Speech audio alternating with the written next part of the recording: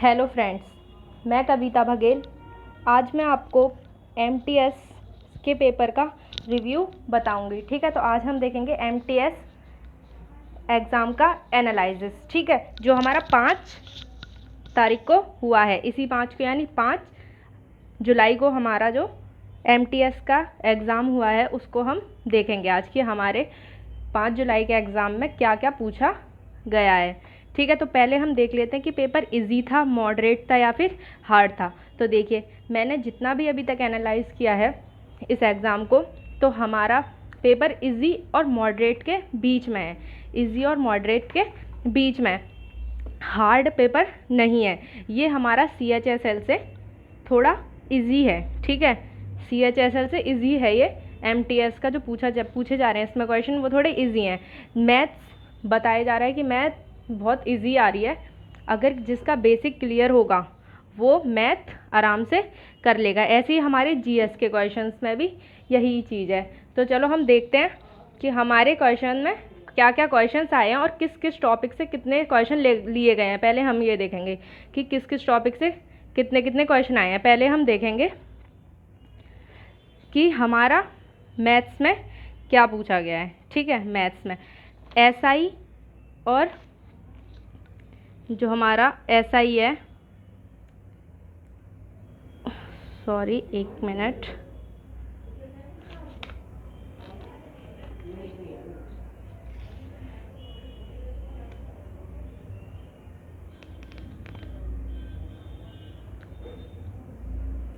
SI से हमारे पूछे गए हैं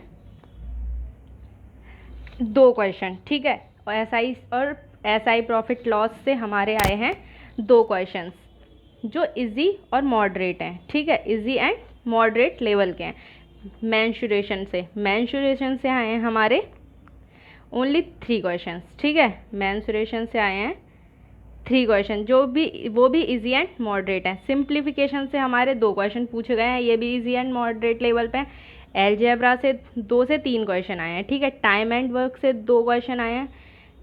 स्पीड एंड डिस्टेंस से 2 से 3 क्वेश्चन आए हैं। ठीक है, जो इजी और मॉडरेट हैं। एवरेज से हमारे 2 क्वेश्चन पूछे गए हैं, ये मॉडरेट हैं। एवरेज से हमारे मॉडरेट लेवल के क्वेश्चन हैं। बार ग्राफ से आए हैं हमारे DI से 5 क्वेश्चन। ठीक है, बार ग्राफ से आए हैं हमारे 5 क्वेश्चन। परसेंटेज से 1 क्वेश्चन पूछा गया है और ये मिसलिनियस यानी कि किसी भी टॉपिक से हमारे 3 से 4 क्वेश्चन आए हैं जो मिसलिनियस हैं। ये भी इजी और मॉडरेट ही बताए जा रहे हैं। ठीक है, अगर हमारा बेसिक क्लियर है, मैं आपसे फिर कह रही हूँ, अगर हमारा बेसिक क्लियर है तो हम इसे इजीली कर सकते हैं। ठीक है, देखो अब हमारा इंग्लिश में हमारे क्या क्या क्वेश्चन पूछे गए हैं, मतलब किस किस टॉपिक से क्वेश्चन पूछे गए हैं। सेंटेंस इम्प्रूवमेंट से हमारे 3 क्वेश्चन आए हैं जो इजी हैं। ठीक है, फिलर्स से 2 क्वेश्चन, ये भी इजी हैं। एरर से ये भी 2 क्वेश्चन पूछे गए हैं, ये मॉडरेट लेवल के हैं। ईडियम फ्रेजेस से पूछे गए हैं 2 और ये भी इजी हैं। ठीक है, जंबल वर्ड ये कितने पूछे गए हैं, 2 क्वेश्चन, ये भी इजी मॉडरेट हैं।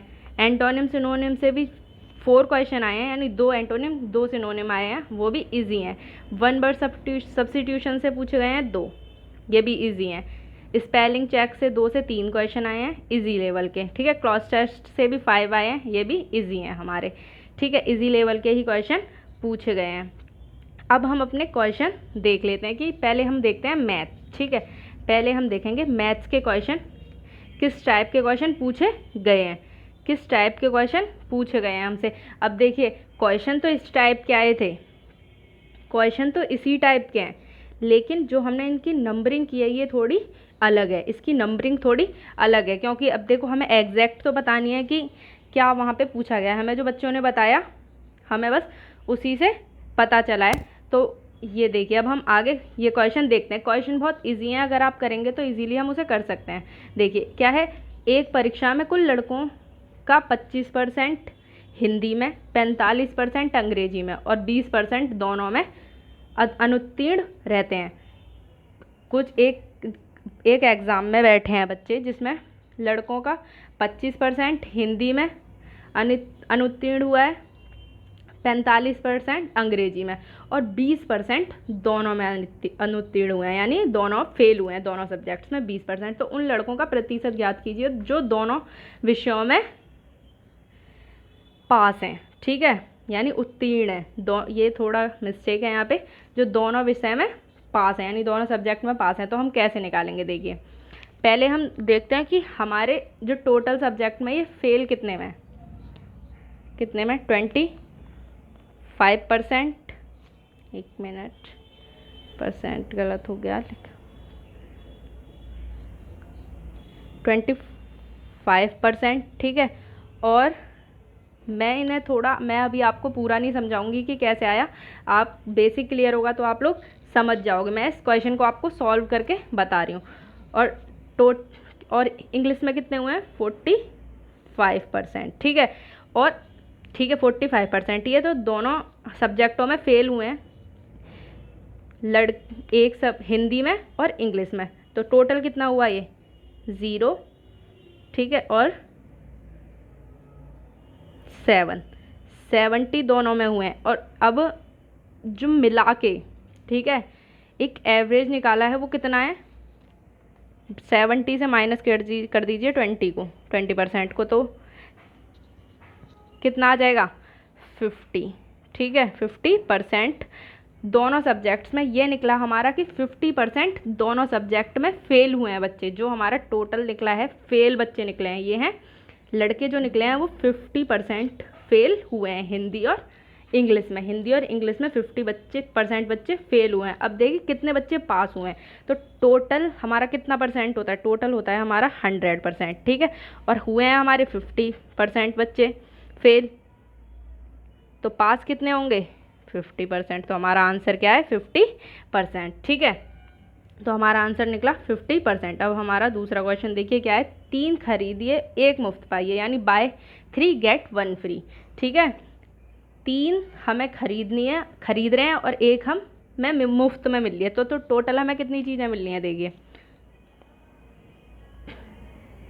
टोटल नंबर्स ऑफ, ये कितना मिल रहा है हमें, टोटल मिल रहा है हमें 4 चीज़ें मिल रही हैं, ठीक है। टोटल हमें 4 चीज़ें मिल रही हैं, जिसमें से 3 हमें खरीदनी है, 3 बाय करनी है एंड 1 हमें फ्री मिल रही है, ठीक है। 1 हमें फ्री मिल रही है। तो अब इसमें पूछा है यहाँ कितने प्रतिशत की छूट दी गई है।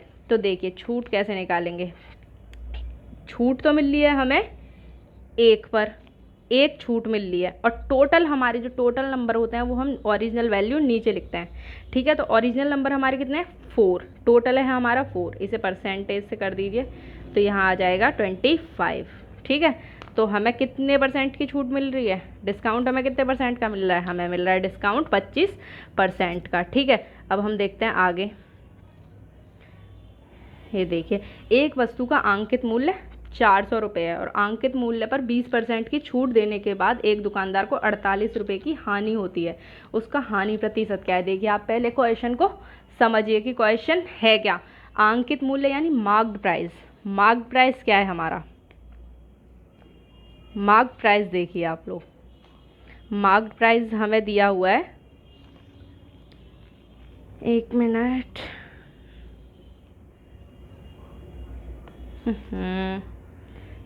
सॉरी एक मिनट रुक जाइए बस,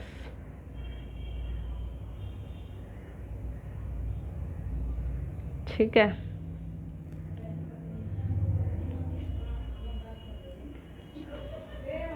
इससे पहले इरेज कर देते हैं हम।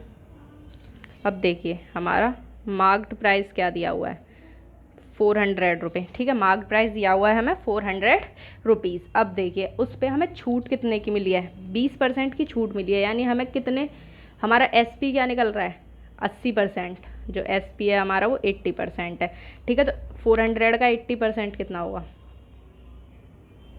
कितना होगा, 2 0 से 2 0, 8 2 जा 32 एंड 320 रुपये हमारा एसपी है, ठीक है। अब हमें वो बताना है, हमें क्या बताना है, हमें बतानी है हानि प्रतिशत, यानी कि हम जो हमें छूट में वो परसेंट है, इसमें हमें जो लॉस हुआ है वो बताना है। अब एक दुकानदार को 48% का लॉस होता है, तो हमें पहले परसेंटेज निकालने के लिए हमें सबसे पहले क्या करना पड़ेगा, हमें CP भी चाहिए। हमारे पास मार्क प्राइस भी है, सेलिंग प्राइस भी है, लेकिन अब हमें कॉस्ट प्राइस भी चाहिए। तो कॉस्ट प्राइस कैसे निकालेंगे, देखिए CP, ठीक है। CP कैसे निकालेंगे, लॉस है हमारा, यानी कि SP प्लस माइनस, हाँ प्लस लॉस, क्योंकि हमें लॉस हो रहा है ना, तो SP इसमें SP में ऐड हो जाएगा, तब हमारा कॉस्ट प्राइस निकलेगा। यानी कि 320 हमारा CP है प्लस 48, यानी टोटल कितना आ जाएगा 368 रुपीज़ हमारी कॉस्ट प्राइस के आ जाएंगे। अब देखिए आगे का, ये हम रफ कर देते हैं। देखिए अब हमें क्या निकालना है, अब हमें लॉस निकालना है। तो लॉस में कितने रुपए लॉस हो रहा था, 48 रुपीज़ लॉस हो रहा था। कितने पे हो रहा है, 368 पे हो रहा है। इसका परसेंट 100 कर दो, तो ये कितने से कट जाएगा, यहाँ आ जाएगा 3 एंड ये हो जाएगा 23, ठीक है। अब देखिए 300 अपॉन में 23, ये हमारा आंसर है। 300 अपॉन में 23, इसे आप सॉल्व कर लीजिए, थोड़ा और सिंप्लीफाई कर लीजिए, यही इसका हमारा आंसर है। तो हमें इतने % का लॉस हो रहा है, ठीक है। अब हम आगे देखते हैं। हमारे बहुत सिंपल क्वेश्चन पूछे गए हैं हमसे, ठीक है। अब देखिए ये बहुत सिंपल क्वेश्चन, देखिए 3 संख्याओं का अनुपात 2:3:4 है। इन संख्याओं का योग है 108। तो सबसे बड़ी संख्या बतानी है हमें, ठीक है, सबसे बड़ी संख्या बतानी है। तो इसे हम मान लेंगे 2x plus 3x plus 4x। Total कितना है हमारे पास 108। तो ये कितना हो गया, 4 और 3 7, 7 और 2 9, 9x is equal to 108। x is equal to कितना आ जाएगा, इधर जाएगा डिवाइड हो जाएगा 9 108 से, तो 9 या 9 और 9 2 जा 18। तो x की वैल्यू हमारे पास क्या आ गई 18। तो सबसे बड़ा पूछा है इन्होंने, सबसे बड़ा है हमारे पास 4x। तो 4x निकाल दीजिए, 4 × 12, यानी कि 12 4 जा 48। तो हमारा आंसर क्या आ गया 48, ठीक है। तो ये हमारा क्वेश्चन सॉल्व हो गया।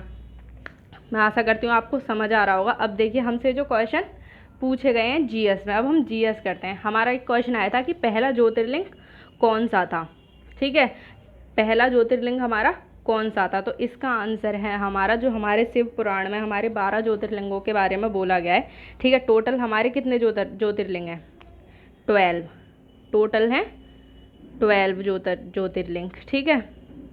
कितने हैं, 12 ज्योतिर्लिंग हैं हमारे, ठीक है। और जो फर्स्ट था, यानी हमारा फर्स्ट जो था वो था हमारा सोमनाथ ज्योतिर्लिंग हमारा फर्स्ट ज्योतिर्लिंग था, ठीक है। सोमनाथ ज्योतिर्लिंग हमारा फर्स्ट ज्योतिर्लिंग था, ये हमारा आंसर है। अब हम आगे का देखते हैं। आगे क्वेश्चन हमसे पूछा गया है एक बेकिंग सोडा का फॉर्मूला क्या है, ठीक है। बेकिंग सोडा का फॉर्मूला क्या है, तो बेकिंग सोडा क्या है बेकिंग सोडा। बेकिंग सोडा को हम क्या कहते हैं वैसे, सोडियम बाइकार्बोनेट, ठीक है। बेकिंग सोडा को हम बोलते हैं सोडियम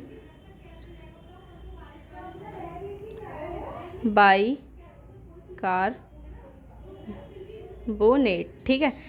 बेकिंग सोडा हमारी ज़्यादातर खाने में भी यूज़ करते हैं हम, जो हम अपनी सब्जी बनाते हैं किसी भी चीज़ की, तो उसमें हम बेकिंग की मतलब जो हमें फुलानी हो चीज़, ठीक है, उसमें हम बेकिंग सोडा का यूज़ करते हैं। इसे हम साइंटिफिक, इसका नेम है बेकिंग सोडा। इसका जो फॉर्मूला पूछा था, बेकिंग सोडा का फॉर्मूला पूछा गया था हमसे, तो बेकिंग सोडा का फॉर्मूला है NaHCO3, ठीक है। बेकिंग सोडा का फॉर्मूला है NaHCO3, ठीक है, NaHCO3, ये हमारा बेकिंग सोडा का फॉर्मूला है। इसे हम सोडियम बाइकार्बोनेट कहते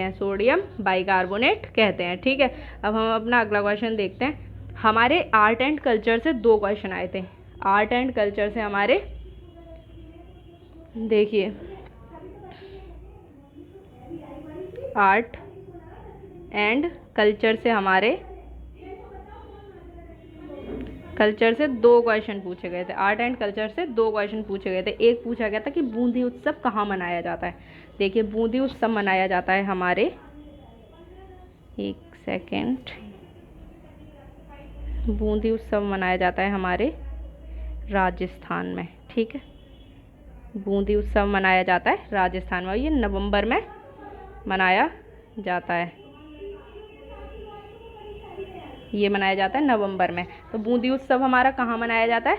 नवंबर में। तो आप सारे उत्सव और नृत्य याद कर लीजिए, क्योंकि ये हमारे एग्ज़ाम में पूछे जा रहे हैं ये क्वेश्चन। अगर अभी हमारे ये उत्सव पूछें तो आगे कुछ और इन्हीं क्वेश्चन से रिलेटेड क्वेश्चन हमसे पूछे जाएंगे। तो आप ये सारे क्वेश्चन याद कर लीजिए। एक पूछा था पंजाब का नृत्य कौन सा है। ठीक है, पंजाब का नृत्य कौन सा है? तो गिद्धा नृत्य के बारे में पूछा गया था, गिद्धा के बारे में पूछा गया था, जो पंजाब का नृत्य है। ठीक है, अब हम आगे देखते हैं। हमसे पूछा था प्रथम महिला वाइस चांसलर कौन थी। जो हमारे एग्ज़ाम में क्वेश्चन आया था वो था एक प्रथम महिला चांसलर कौन थी, तो वो थी हमारी नजमा अख्तर। ठीक है, नजमा अख्तर हमारी प्रथम महिला चांसलर थी। सॉरी,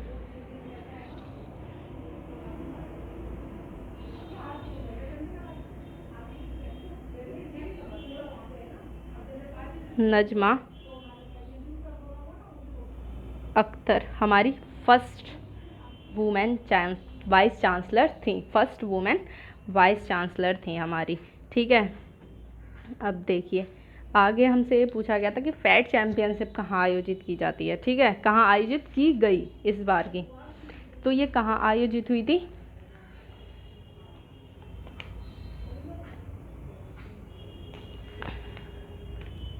एक मिनट रुक, सॉरी फ्रेंड्स, मैं कुछ काम करने लगी थी। मैं आपको बताती हूँ कि फीडे चैम्पियनशिप कहाँ आयोजित हुई थी। ये हुई थी हमारी मैड्रिड, स्पेन में। ठीक है, इस बार की जो हमारी फीडे चैम्पियनशिप आयोजित हुई थी वो हुई थी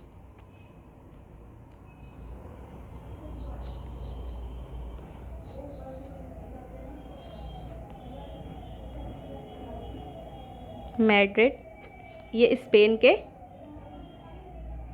मैड्रिड में आयोजित की गई थी। अब ये है क्या? ठीक है, इसे हम इंटरनेशनल चेस फेडरेशन कहते हैं। ठीक है, इसे हम कहते हैं इंटरनेशनल चेस फेडरेशन। ठीक है, इंटरनेशनल चेस फेडरेशन। ठीक है, इसे हम इंटरनेशनल चेस फेडरेशन कहते हैं। अब देखिए जो इसके महानिदेशक हैं, जो इसके महानिदेशक हैं वो हैं एमिल सुतोवास्की।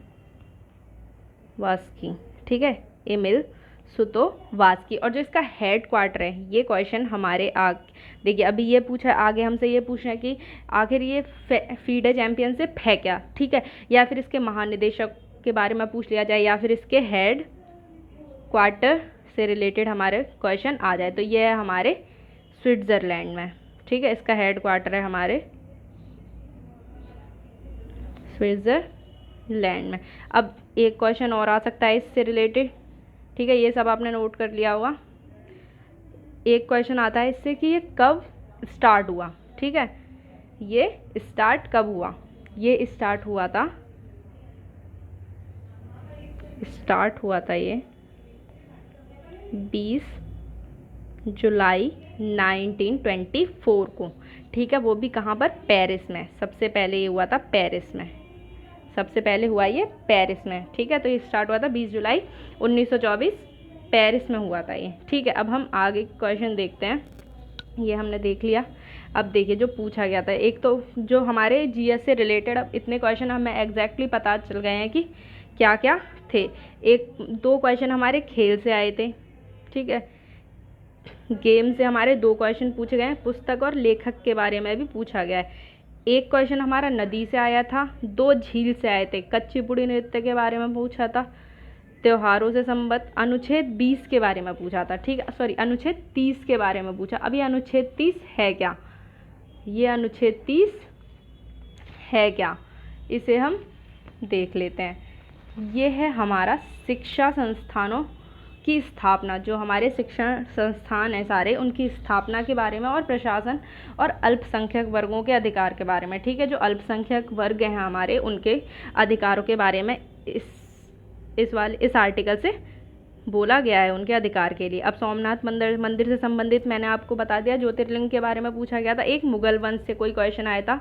घारना संगीत के बारे में आया था। स्वास्थ्य दिवस के बारे में आया था कि स्वास्थ्य दिवस कब मनाया जाता है। ये मनाया जाता है 7 अप्रैल को। ठीक है, ये मनाया जाता है 7 अप्रैल को। और बेकिंग सोडा का भी मैंने आपको फॉर्मूला बता दिया, क्या था, NaHCO3। ठीक है, ये हमारा बेकिंग सोडा का फॉर्मूला है। एक क्वेश्चन हमारा रीजनिंग से पूछा गया था, ये मैं आपको लिख के बता देती हूँ कि ये क्वेश्चन क्या आया था। रीजनिंग का एक क्वेश्चन जो हमें पता चला है, ये क्वेश्चन था हमारा 1 square plus 1 plus 2 square plus 1 plus 3 square plus 1। इन्होंने पूछा कि जो हमारी आगे की सीरीज़ होगी वो क्या होगी, हमारी आगे की सीरीज़ क्या होगी, तो क्या होगी 4 स्क्वायर प्लस 1। हमारा आंसर हो जाता 4 स्क्वायर प्लस 1। ये हमारी रीजनिंग से क्वेश्चन थे। अब मैं आशा करती हूँ कि आपको ये समझ आया होगा और आप अपने पेपर से थोड़ा पेपर के बारे में जान चुके होंगे कि कैसे हमारा जो SSC का पेपर आ रहा है वो कैसे आ रहा है, कैसे पूछे जा रहे हैं हमसे क्वेश्चन। तो प्लीज़ आप इस वीडियो को देखिए और आगे की अपनी प्रिपरेशन कीजिए, और प्लीज़ मेरी वीडियो को लाइक कीजिए, मेरे चैनल को सब्सक्राइब कीजिए। Thank you.